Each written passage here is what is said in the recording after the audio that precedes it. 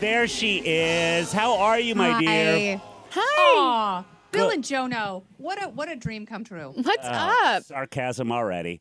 Wonderful. Not even a little, especially not for Jono. Thank well, you. yeah, Thank she you. gets Wait, that a lot. I gotta know, do you still just have a cup of colorful markers right in front of you right now? No, I should have brought them down because the reason I always have Sharpies is I like huffing them. Yes. Yes. I do. Like during commercial breaks, Yes. just sit and sniff. I remember Never this. gets You would old. just take a cap off and just, We all got our things. keep you awake. Elon Musk. You guys, after 17 years with an iconic blue bird logo that came to symbolize the broadcasting of ideas to the world, billionaire Elon Musk has renamed Twitter as X. So the X thing, that just sounds like something a 12-year-old would think is cool. And unveiled a new logo marking a new focus to build an quote, everything app. Yesterday, a stylized white X on a black background became the new logo. Though the blue bird is still available on the mobile app, they are going to be slowly getting rid of all things blue bird as the weeks progress. Marketing and branding experts said that a rebrand like this risks throwing away years of Twitter's name recognition. Anything that makes it harder for people to find or want to open the app on their cluttered phone screens, this makes sense, risks harming usage.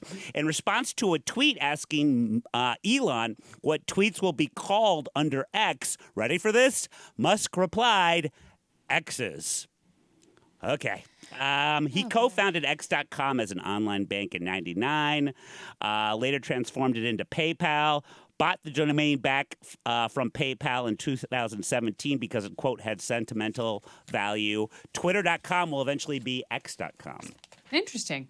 But I saw a headline today that Mark Zuckerberg has some sort of intellectual domain over the letter X. Like Elon Musk may have bought X.com, but Mark Zuckerberg actually bought the letter X. It's like Michael Jackson used to own the rights to Happy Birthday. And if you sang it on TV, you had to pay Michael Jackson $10,000 Oh, immediately. my God. I don't know if that's true. I'm making up a number, but you understand what I'm saying. So yeah. I like the idea that somehow Mark Zuckerberg bought the entire letter. Oh, I love that idea. He can take it out of usage just to grudge hump Elon Musk. Yes. That is, there's so much more fuel to the fire with their like little face-off upcoming. Oh, yeah. This is pure entertainment. That is what I like to see with my billionaires. And it's such a new development for us. But the thing that I don't get about this, and again, I'm not good with the business things, is he's already getting so much guff, if I may, with all of the little minor changes he's done with Twitter. To do something as colossally big as this, for some, like, people went from making fun of tweets and Twitter and the name to just like it's as American as apple pie at this point. And to fuck with it to that end, is that going to be the thing that'll nudge people off the cliff and go into Zuckerberg's thing? I've already forgotten what it's called. Threads. Because they're already gotten... But Threads isn't a real thing. People just... He forces people onto it because they have Instagram and Facebook. And that's all they do. Like, I never created my own Instagram account. I have Kennedy Nation. I don't have just mine, but it exists because I'm on Facebook. So, theoretically, I'm also on Threads. So I'm one of the 100 million new users. And it's so incredibly disingenuous. Okay, I just saw the numbers and, of course, refused to do any further research and was like, oh, my God, he's going to take over. Twitter is no longer a thing. But, okay, now that makes a little more sense. Do you think perhaps Elon Musk saw the musical The Producers and he thought, here's a way to destroy a company. We're going to make sure it's a flop. I want to get rid of this company. So let's make all these really bad ideas. But I wonder if it's just going to backfire on him in the form of Zuckerberg just taking all his money. Everyone laughed at Bill Gates when he was like, well, at some point, everything, your personal computer and all of your contacts and all of the ways that you communicate with people and access information, it will all be on your phone. And we're all with Nokias going, and BlackBerry's like, this guy's a tool. And, now I think the idea is everything will merge onto just one nebulous blob, so we don't have to think at all. We just drool and go, and like Wally, a cup of liquid food shows up in our wheelchair. So maybe he might be a genius. That is very, very possible. I still really like the way Elon Musk thinks. I like that he's a rabble rouser. I don't think he's right all of the time. I do think it's fascinating that the world is being run by two shirtless sausage swingers on the spectrum. Okay, so Derek Guy is a menswear writer. This also goes with our opener. It was written for the Washington Post. I don't even know her. Yeah, you missed it. It was very political. He runs a men's style site called Dye Workwear, blah, blah, blah. Anyway, he did a big, long thing about how awful every male politician's personal style is. They all wear, according to him, ill-fitting suits, orphan suit jackets paired with light-wash jeans, trousers, and puddle around their ankles, and sweaters crammed into too small jackets. Specifically, male politicians need the most help with their wardrobe. The suit's been dying a slow, anguished death since the 1950s, but still prevalent amongst all American politicians. He calls them the trust me suits. So you don't want to be too fabulous with anything that you wear. You don't want it to be too busy for cameras. So it's got to be like navy blue, maybe gray. I remember Obama got a lot of shit when he wore That like tan a suit. one. Yeah. He Not said, very presidential. yeah. Very And Kenyan. yeah. We got to bring that back.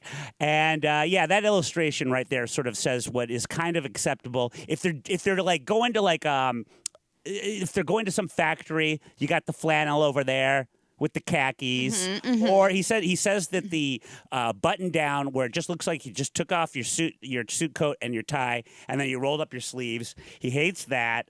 Basically, That's very Jim Jordan. That is, I don't think Jim Jordan owns a sport jacket. Yeah, no, you might be right. By the way, why can't they just go with the wife beater? I want to see a politician who just does Bill, that. it's now called a wife pleaser. Wife, is it really? Yeah, that's what my sure. husband told me the other day. That is amazing. Yep. I'll take it. So yeah, my whole thing is I get the whole no busy patterns thing for TV reasons, but whatever relegated suit that they all wear and have been wearing for the last 50 years, I hate it so much. Like one thing I've noticed with RFK Jr. to harken back to the days of JFK and his dad, he's wearing the super skinny ties. And while I think that's a bit much and a little obvious, at least it's different. The ties are all the same size. Lapels look all the same. You can stick one head on the other, unless they're like Chris Christie size, and you wouldn't know the difference. That's what I like, like a 3-piece suit, like Okay, a badass. but let me push back on that a little bit, because I've got a really good friend who is a bespoke menswear designer, and he suffers from the same thing. He looks at people walking around, and it pains him because they're all in ill-fitting suits and they look like slobs.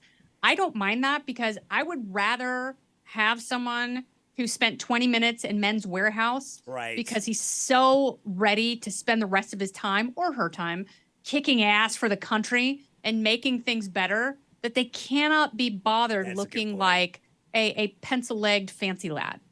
Yeah, no, that's a good point. But how much, like, the 3-piece suit? I love the way that politicians looked at the turn of the 20th century. Even with the double breasts and stuff like that. I mean, that doesn't take any extra time, but it's different. Why are we so afraid of being different? You clearly don't care at all, because No, I just think that is a large change, so that can be difficult large for people to wrap their heads around. I think the easiest change would be switch up the pin.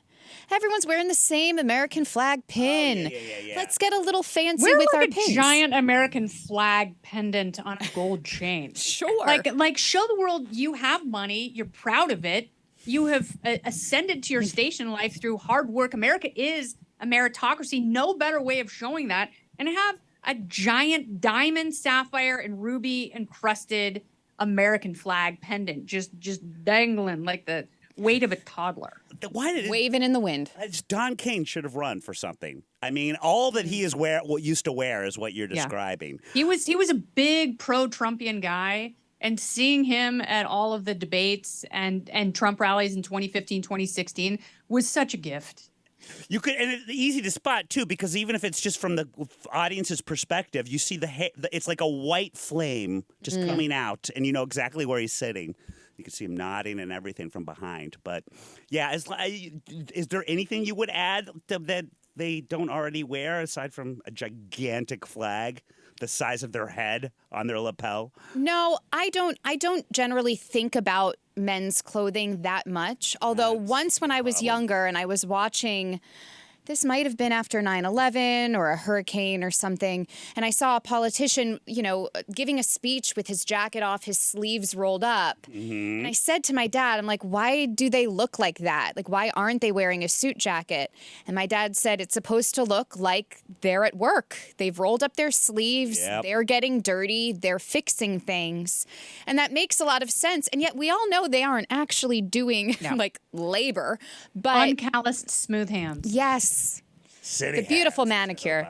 So, but yeah, that's really the only thing I notice. But again, I don't wear suits all the time. So it makes sense that you as a man would notice. You're welcome as a man. I Would was gonna notice. say, first time she's calling me as a man. Would notice the clothing like that. So, but what if politicians added, like, if you really wanted to go for it, because what drove me crazy the last few presidential cycles is the Republican candidates trying to out Ronald Reagan each other. And it's like he was a transformational, twice in a lifetime candidate. You'll never be Ronald Reagan, right? That's how I always felt. So stop trying to convince everyone in the world you're Ronald Reagan. But what if they went a step further and tried to convince everyone they were Abraham Lincoln and grew the chin strap and wore a stovepipe hat? That would be something special. Yeah. Now we're the age we're in is so crazy. People would see that and be like, Lincoln's a great guy. Man, I'm voting for him. Segue. Kennedy, I know you like to travel. I have seen on social media you go to beautiful places like Greece and other places with views. She doesn't know other places. And you often travel with your friends. A man on Reddit, my favorite kind of man, revealed how he refreshed and renewed himself in a VIP lounge during a long airport layover. But now he's taking heat because he left his friends in the dust. He said, what's nice about these lounges is they have free food and liquor, comfortable chairs, shower facilities. He said he told his friends what it was about, and they all didn't want to waste their money. So he went by himself. He had a little nap, a shower, some food and drinks, and then went back to his friends to get on the flight. Well, turns out his friends ended up spending more money just walking around the airport getting their little libations, and they didn't realize that he would have a better time in the lounge. So on Reddit, people are saying, should he have explained to his friends more about the perks of the lounge? Is he in the wrong? Is he now like ostracized because he did this? Like, Well, the friends were not very happy with him. Some are saying he was a little smug about it. You have to be gentle. There is, this is from Fox News. They talked to a clinical psychologist who said, technically it sounds like this person did not do anything wrong as he didn't lie, but it doesn't sound like he went out of his way to be outwardly persuasive or inclusive with the group either. Now, Kennedy, I do things with people, but I really love my independence and doing things alone. So I do not think this guy is in the wrong. He offered, if his friends didn't want to join him, they didn't. They didn't have to. Where do you stand on this? So you can bring your friends into an international lounge if you are a member. So I fly Yes. United all the time. I pay extra to go into the United Club because in the long run, I save money because if you can get a plate of food and a cocktail and, check your phone and charge your phone and do all that stuff and not have to pay anything extra, it definitely, like, you are ahead of the game if you travel enough at the end of the year. And I also have, a couple extra people. So when I travel with my daughters, we go in there, they get food, like they're happy and content. So when you travel internationally, the international lounges are phenomenal. It's about $75. So he doesn't work for the airline. He doesn't have to explain that to them. He wasn't ghosting them, and they were given the opportunity to go with him. He shouldn't have to pay for them. That's their choice. But yes, you are going to pay more. But if you can rest and shower and get a full reset, it is worth so much more than $75. Yeah. I'm absolutely on his side. If you don't travel a lot, I don't blame you, but it's not incumbent on the person who travels a ton to teach you how to be an adult. And Yeah. I'm really sick and tired of people sensitive little fifis that not everything was explained to me and I didn't know the thread count of the comfortable napping environment. Sounds like she's doing an impression of you. Yeah. That's exactly how you Thread sound. count is important to me. And now okay, so $75. What is the time limit? Because fuck hotels. I would just live Forget there. about naps. I'm there for 24 hours. And, Yeah, you what are know, they going to do? Kick you out? Yeah, seriously. Free I mean, booze. but the international lounges, like the basic lounges, they put our high-end lounges to absolute shame. I'm talking charcuterie and warm croissants and baristas. And you have a beer bar, just beer. Not to mention, the cocktails. They just have bottles of champagne and ice. They don't have someone behind the counter eyeing you, judging you like, oh, another mimosa. Yeah, well, I guess here we go, Mrs. Tipple. And you can just pour yourself and drool and do whatever you want. And just yell 9 every once in a while, and you are good to go. I love the fact that you said mimosas. It reminds me, and I guess this is advice for people that do belong to said clubs, never bring in a dirt bag because it's too much extra sensory for them to deal with. Our own Lawrence Savan is a member of the Delta Club and took me in there one time while we were traveling, and I saw exactly what you just described, and I went cuckoo. It was early in the morning, so I was like, well, I guess I'll treat myself to a mimosa. But I shouldn't say singular. And she just started looking at me like, what in the fuck are you doing? And I'm just like, I can do whatever I want. Like, this is going to be a pint glass full of champagne with a dash of orange juice. And I've never been allowed to do that again. And, I understand with groups, especially in a situation like that, wanting to be together. You're killing time before another flight during a layover. It's nice to sit together and chat. But the thing I hate with groups, if I'm buying tickets to like a concert and we all have to sit together, why is that? Why does one person need to buy all the tickets and then we pay? Why can't we all just get our own tickets? We meet up before, we meet up after. We're not going to have conversations during the concert. That kind of stuff completely bothers me.